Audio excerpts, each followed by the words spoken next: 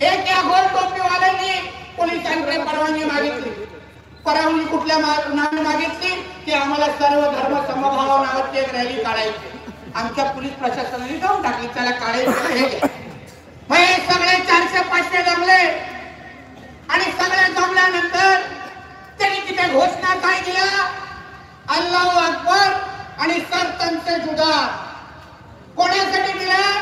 आमच्या परमपूज्य महान रामगिरी महाराजांबद्दल.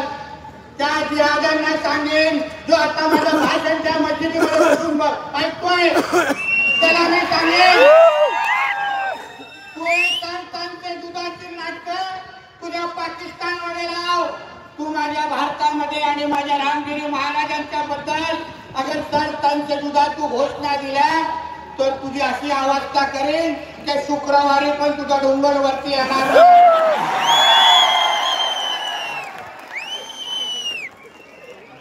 या सरतनचे जुदाची नाटकं आमच्या बाबासाहेब आंबेडकरांच्या संविधान असलेल्या देशामध्ये चालवायचं नाही.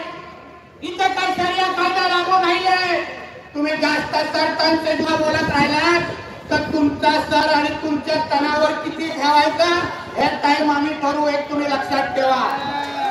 म्हणून यापुढे आपल्याला सगळ्यांना सांगून जातो, महंत रामगिरी महाराजांनी जे बोललेलं आहे ते सत्यच बोललेलं आहे आणि ते पुढे बोलतच राहणार. त्याच्यामध्ये काय दोन विषय बदलणार नाही. आपल्याला ठरवायचं आहे ते आपल्याला या जिहाद्यांची नाटकं सहन करायची की नाही. सत्य बोलल्यानंतर जे त्यांचे बुद्धिजीवी जे बोलतात तोच विषय अगर रामगिरी महाराज मांडत असतील तरी अगर हे चालते वळवळ करत असतील तर यांचा एकदाच कार्यक्रम होऊन दे आणि महाराष्ट्रामध्ये हे जिहादी मुक्त मोहीम चालू होऊन दे आणि इथे फक्त भगवादारांचंच राज्य येऊन दे हा निर्धार करून तुम्ही सगळेजण आता उतरा. आता भरताना यांची नाटकं. आता आपण भीतीमध्ये बसायचं नाही. भीती कोणाला वाटली असेल तर त्या दाढीवाल्यांना वाटली पाहिजे. म्हणून या निमित्ताने आपल्याला जे मोठ्या संख्येने तुम्ही आज जमलात, हा जो संदेश आहे द्यायचा तो महत्वाचा आहे.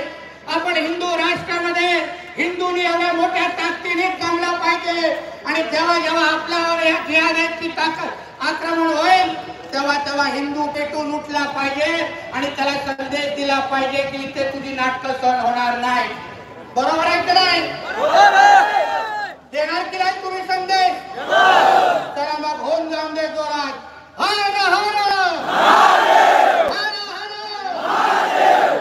उनका अली हमारा बजरंग बली. उनका अली. सगळ्यांनी मोबाईलची लाईट चालू करा.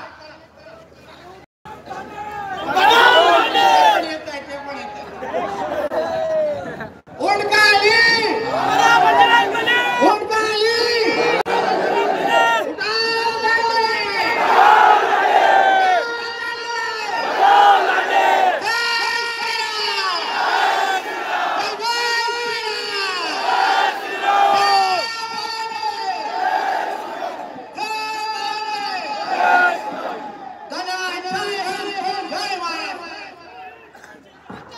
धन्यवाद राणे साहेब. आपल्या या विचारांमुळे आणि आपल्या बोलण्यामुळे नक्कीच या तरुणांमध्ये नवचैत्य निर्माण झाला आहे. एकदा जोरदार आपल्याला घोषणा द्यायची आहे. बोला सिया रामचंद्र की, बोला छत्रपती शिवाजी महाराज की.